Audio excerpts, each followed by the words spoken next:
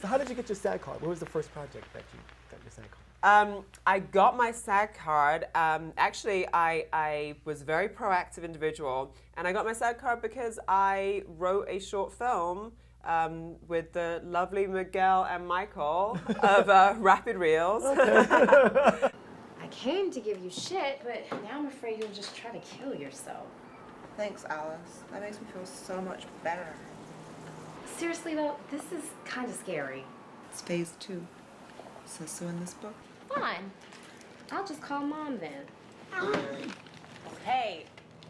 Okay. I'm up. Go ahead. But I refuse to have any fun.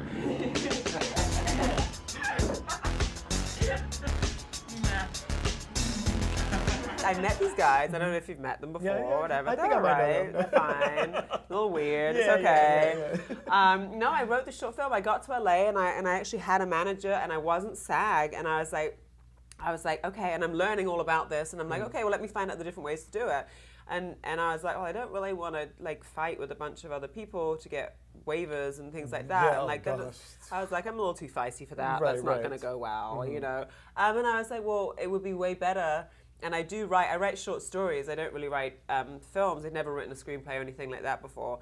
But I was like, I would much prefer to do something like that and try and learn something along the way. And I really did. So I wrote this not essentially amazing short film, but one that I thought was trying to say something interesting. And I happened to meet Michael and Miguel at the Actors Network and talked about what I wanted to do. And it just so happened that they knew something about the other side of that. Right. And so we basically created this short film together, and I learned a lot about what it is from the writer's perspective and the directors and the production side of what it is that they're looking for in developing characters. So that was super interesting. And then also I got to be part of the casting for the film for the other actors in it.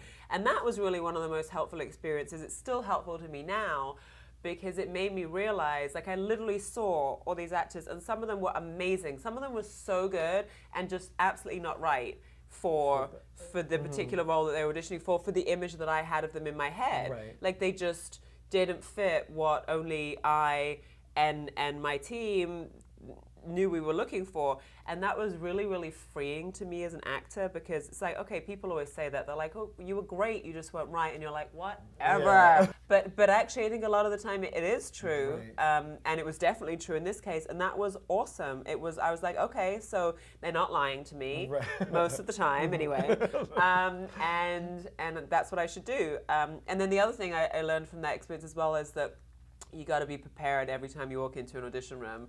Because they can tell. They totally can They tell. can tell. Like you can try and wing it if you want, and maybe you're really great at improv, and it's like that's a different thing. Right. But if it's a regular scripted thing and you have the sides and you haven't worked on them, they know. They know. They know. Like I knew, like watching it from the other side. So then it's so yeah. There's just no room. There's no room for slacking off like that because then they may or may not call you back for Right. 2 years, Right. and then what a waste that would be.